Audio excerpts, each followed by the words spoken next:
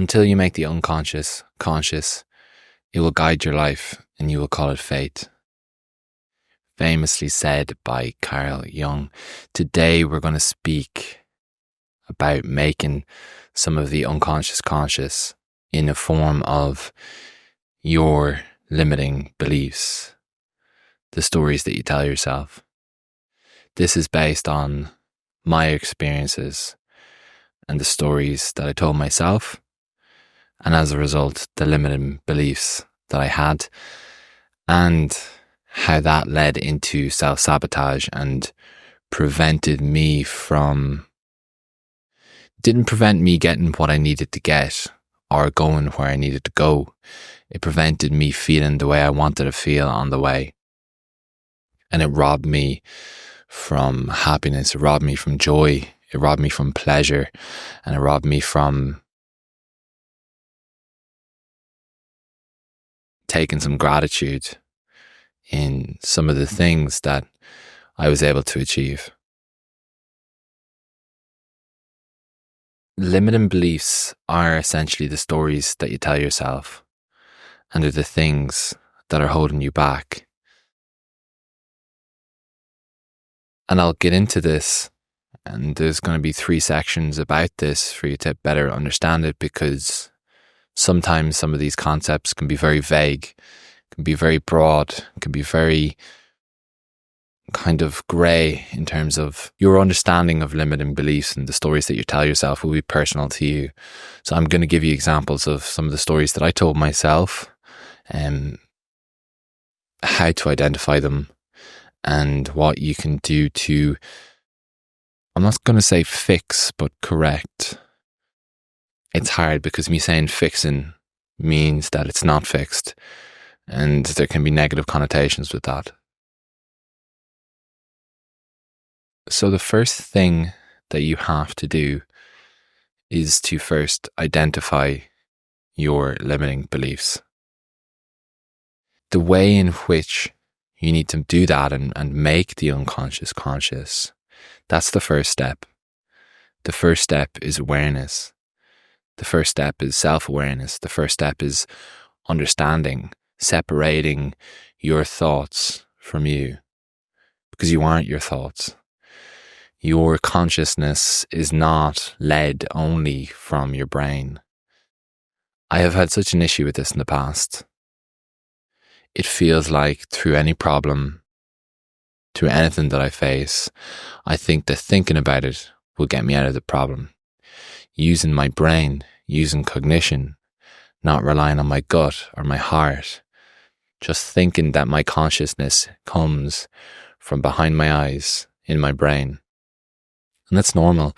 A lot of people think that that is where your consciousness comes from, because obviously the eyes are what you use to see. It's not necessarily the case. I mean, there is a lot of research about your gut instinct and all the neurons in your stomach, and how much that has an impact, and listening to things like your gut and listening to things like your heart, something that I find hard to do and still find hard to do. I always tend to rely on my cognition, rely on my brain, rely on my rationality to get me through problems. But you have to take a step back from that. You have to take a step back from your thoughts and listen to them. Don't judge them. Don't examine them. Don't question yourself negatively as to why you're thinking a thought. Just listen. Allow them be. They're not good or bad. It just is. Allow your thoughts to come and go. And you are the vessel that makes those into emotional things.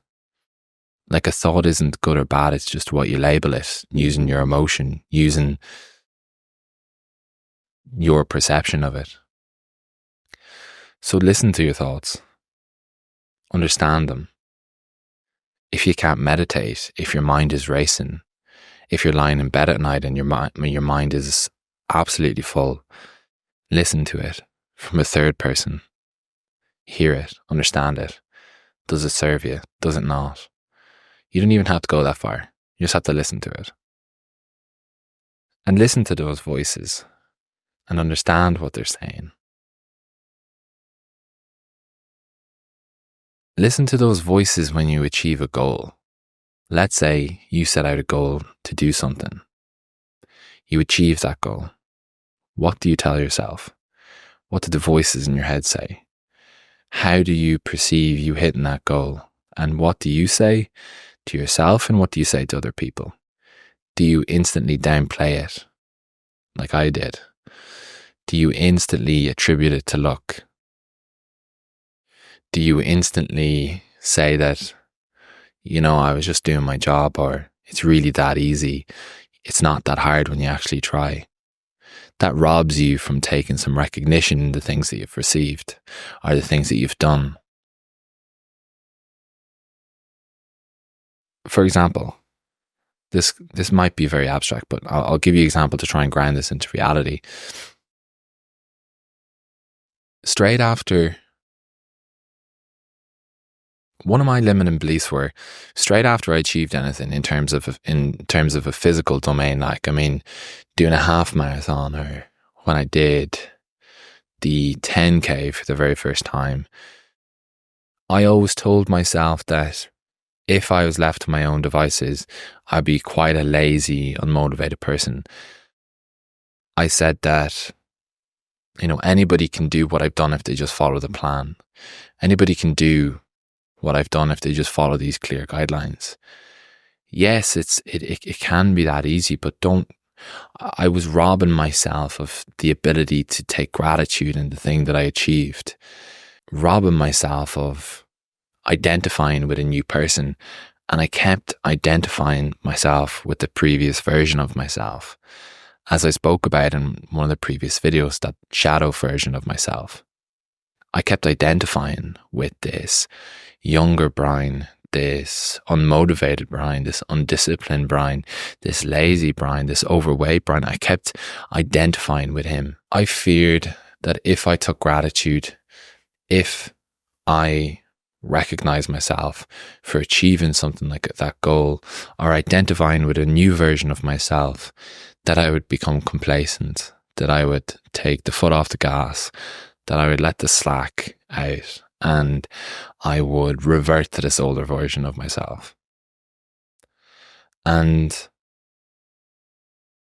that limiting belief didn't stop me from achieving the goals. What it did, it was robbing me of the joy of achieving it. The big change was coming up to the marathon, because I had so much proof that it was undeniable, it was undeniable for me, and it was irrational for me to keep identifying with the old version of myself. So when I completed the marathon, I allowed myself to enjoy it. I allowed myself to take a step back after the event, appreciate it, and stay present. And that's a massive kind of one within that, is by staying present in those moments of you achieving the goal and not thinking about the next thing that you're going to do, not moving the goalpost to the next event or the next month or the overarching goal, whatever that may be. Don't quickly move on to the next thing. Stay present. And because I stayed present and I took those few moments and forgot about everything else, it allowed me to take gratitude, to take joy in the event. Because that's what the whole thing is about. I remember signs when I was running through the marathon, and they were holding up signs like random people being like, don't forget to smile, or don't forget to smile, or remember you paid for this, or whatever. It just kind of took it out. It was just like, okay, I signed up for this, or I'm supposed to take joy from this. It's not all supposed to be biting hard down on the bit and putting, driving myself internally so hard. I can take enjoyment in the process. I can take enjoyment in completing the goal and still get the same outcome. And when you're listening to your thoughts, another critical one is, what happens when you make a mistake? What happens when you fuck up? How do you speak to yourself?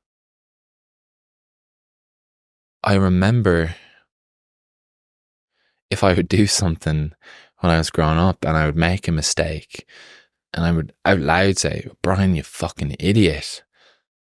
And my mum used to pull me up on that and be like, don't speak to yourself like that. Don't speak to yourself like that. And just being conscious of that made me, when I made mistakes, it wouldn't take away from the fact that I wasn't making mistakes just left, right, and center and just doing it. But if I made a mistake, speaking to myself as if somebody else had just made the mistake, somebody else that I care about, because the way that I speak to myself, I would never speak like that with my friends. I would never speak with that with my family. So if I make a mistake or I fuck up or I didn't give it my all, I just try and speak to myself as if my friend made the same mistake or my family made the same mistake or somebody that I love made the same mistake.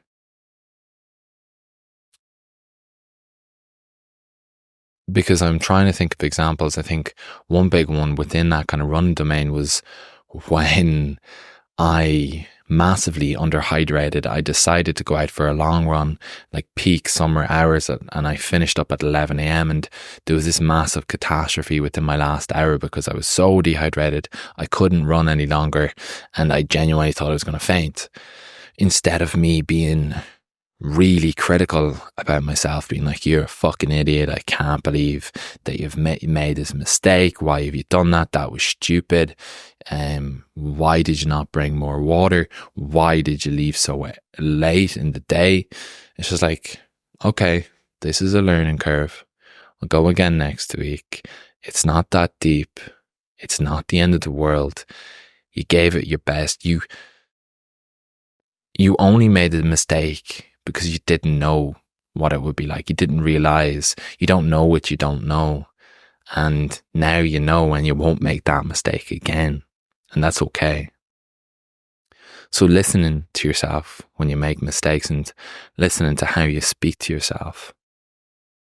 So on that point, it's all about listening. It's all about making the unconscious conscious. It's all about making things you're unaware about aware.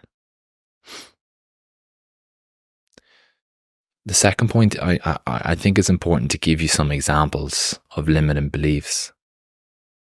So these could be things like, I'm not good enough. I don't have the time. I don't have enough experience. I can't do that because I'm not X, Y, or Z. I'm not someone who does that sort of thing. I fear failure. I'm not as good as everybody else. I don't have the talent. I'm the kind of person who does not. I'm the kind of person who is. This is massive. And once you start realizing about yourself and how you speak, you realize everybody else in the world and how they do the exact same things. Like they tell themselves the same stories. Like in work environments, when I'm speaking to someone and trying to show them how to do a certain thing, they could be like, no, I'm not the kind of person who, or I am the kind of person who. That is the most common one. That is the most common one. I'm usually the kind of person who is, or I'm usually the kind of person who is not. Because as humans, it's really important for us to frame who we are into a box to understand, how we fit into the greater picture. And we need definitions of who we are to understand everybody else. We need definitions of who we are to how we fit into society, because in all other aspects of your life, you're defining things, you're making definitions of things and how they fix into the bigger picture. And you're trying to apply the same rules to who you are, how you view yourself, when that doesn't serve you whatsoever. The fear of failure is a massive one. And by saying all these stories, by these limiting beliefs, and by using that English language and saying these sentences, you're making those things kind of bigger and more amorphous. Like you're making those things into bigger things than they need to be. And the third point is, I want you to understand how to change these. The biggest thing is changing how you speak. Because an example of limiting beliefs that people don't necessarily view as limiting beliefs, and something that I've begun to understand, is the whole introvert and extrovert thing. Like, we had something in work recently where we were told to graph who we are on a line of introversion and extroversion, and if you're an introvert and if you're an extrovert, and people in the world who are introverts and extroverts, and you graph yourself on different scales of attaching yourself to definitions of personalities and behaviors. And that can be quite troublesome for people who don't have a great sense of self, because then you identify with the frame that you've been put into, or the box that you've been put into. And anytime you display behaviors, you point at the definition as to why you've done that. So, for example, if I self-identify as an introvert, if people ask me to go out, or people ask me to meet for a coffee, or people ask me to go to a social gathering or event, and I tell myself, I'm not going to that because I'm an introvert, I get my energy from my alone time, that is a self-fulfilling prophecy. So every time that something comes up like that, you say no to it because you are the kind of person who is an introvert. You don't do it. And then you identify with an introvert. And every time things like that pop up that you don't do, you point to being an introvert as the reason as to why. When that is not the case whatsoever. I mean, the mere fact of introversion and extroversion are things that we created based off the English language, based off social construct, and their definitions are rooted in the English language. So it does not exist, introversion and extroversion. Like, you perceiving it, you are the one who makes it exist. Like, who's to say that one day you can be quote unquote introverted and the next day you can be extroverted? Like, you mold into different kinds of people depending on what is required of you in that situation. Like, for example, I can be introverted at some periods, or I could display extroverted tendency or behavior in some areas. It all depends on the environment. It all depends on who I'm speaking to, what season of my life I am, who I'm surrounded by, and what is required of me, And it's because it's easy to fit people into boxes once we have those definitions, like introvert, extrovert, introvert, extrovert, when it doesn't necessarily serve you. And because I would have identified as an introvert in the past, it was the same thing. I wasn't pushing myself out of my comfort zone because I was identifying as an introvert, and then I would always stay in this little bubble of comfort, telling myself that I was an introvert, and that's why I wasn't doing it, when that wasn't the case whatsoever. It could have been fear of judgment, it could have been not actually wanting to do the fucking thing, or whatever it may be. But if I do something, if I break outside of that bubble of that definition and reach into those areas that are uncomfortable for me, then I understand who I actually am. Because a definition won't define who you are. That is rooted in ego. It doesn't make sense whatsoever. Like, it's just definitions. Like, the same way if you ask somebody who they are, they would tell you, what they do. It's like, okay, that's what you do. You are a real estate agent. You are whatever. But who are you? Who are you exactly? And the issue is, because we have to explain things in the English language, it's easier to use the definitions that are prescribed to us. And once you change how you speak to yourself, how you speak to others, you'll pick up on that. And I never say, I try not to say, let me be precise, I try not to say this sentence, I am the kind of person who, because that is limiting. That is limiting me into a box of, these are the parameters in which that I cannot step outside. And because I self-identify as the kind of person who do X, Y, and Z, I just won't do them as a result. And then it's just, as I said, a self-fulfilling prophecy. And once you change how you speak, you will start to change how you think. And one of the important things when I'm trying to break through those limiting beliefs is using evidence to provide the counterfactual. And what I mean by this is another example of a limiting belief. It still comes up for me. Like it's important for me to convey that I don't have any of this figured out whatsoever. And the mere recording of this video is me trying to chew through the idea a bit more and trying to understand it a bit more and to vocalize it so I can hear it back for another time.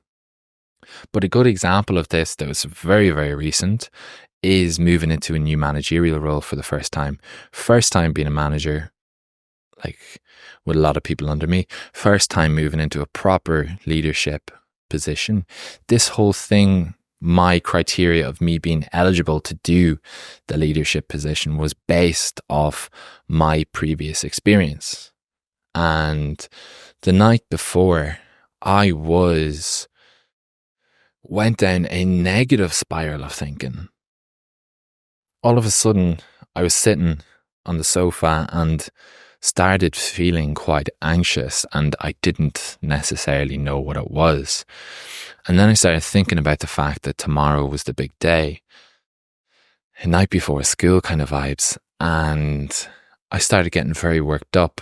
Like, I was like, okay, what happens if I fail? What happens if I can't do the job? You know, why did they pick me? What if they find out that I'm a fraud? What happens if I fail? You know, I'm not supposed to do this. I'm not a leader. All this stuff.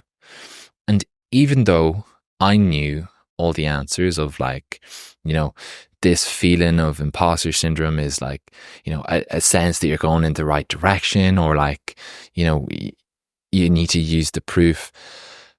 Like, you don't get confident by shouting affirmations in the mirror, but by having an undeniable stack of proof that you are who you say you are. All that quotes and motivation and the stuff that I learned, I knew all that. I still couldn't get rid of the fucking feeling though. So I was like, well, what use is all of this? So I feared this whole thing, and it could have been easy that I could have backed out. I could have backed out of going into the new job. I could have retreated into my zone of comfort and not tried the new thing that I was going to do. Instead, what I realized that I separated myself from my thoughts. Because I think something, it doesn't mean that I am. And I sat down with my diary, I sat down with my journal. The first thing I did was I sent a message into a group chat of the men's circle and asked them for advice, saying that I was feeling quite anxious, saying that I was feeling like I had a fear of failure, and saying that this was the first time I've ever done something like this. They gave me a lot of words of advice and of how to do the job practically, and a lot of words of support as well, which is important. And then I started to journal exactly what I was thinking. Like, this is important. When people say journal, they don't necessarily say what to do. So what I did was I journaled exactly how I felt. I wrote down, I feel like I'm going to fail. What happens if I fail? What happens if they find out I'm a fraud? I am a fraud. They shouldn't have picked me. What if I fail? All that jazz. And as I was writing it, I knew the answer straight away. I knew the counterfactual, but I didn't write it yet. And then after that, I finished and then wrote all the counterfactual. And then it just kind of spewed out of me. It's just like, okay. But just seeing it for the first and second time on page, like, I was just like laughed at it. I was like, that's hilarious. And then just provided each of the counterfactual for each of them. So like, I can't think of examples. But I started writing, like, you know, about all the proof that I have, that they picked me for a reason, that I'm going to be capable, that if I do fail, it's not the end of the world. all that, me reaching into a new domain for the first time is evidence that I'm going in the right direction. So imposter syndrome is inevitable. So that was really important for me. And I used evidence to provide the counterfactual. And I used evidence to go against the things that I was thinking. And that was the same in the running domain, and how I broke free of, I am the kind of person who, left to their own devices, I'm a really unmotivated, lazy person. I just sat down one day and was like, at what point does this become fucking irrational and delusional for me to have all this proof and still attach with that younger version of myself? This is delusional. This is manic. This does not make sense. And then once you have enough proof to provide the counterfactual, then you can identify with the newest form of yourself. Not even identify with the new form of yourself, but break free from the previous version of yourself that you keep attaching yourself to. And it's important, in the final point, that you do have to do it regardless. Like, if I let the limiting beliefs, if I let the stories that I told myself to stop me from going into that new job for the first time, then I never would have found out that that was just my fears. And I just had to get over it really quickly and then just do it anyways. It's important to feel the fear and just do it anyways. That it doesn't necessarily matter how much you feel. It doesn't necessarily matter if you feel like that you're crippled. You just do it and then just see what happens. Just take action is the most important thing. Like, after you change how you speak, after you change how you think, after you use evidence to provide the counterfactual, take some action. Do the thing regardless. Just do the thing. That's the most important thing. That is the most important part of the whole thing here, is taking action. Because taking action provides you with evidence. Taking action will change how you think. And as a result, it will change how you speak to yourself and speak to others. Now, that is limiting beliefs. Those are the stories that you tell yourself. If this was useful for anybody, I'm not sure. But it was useful for me.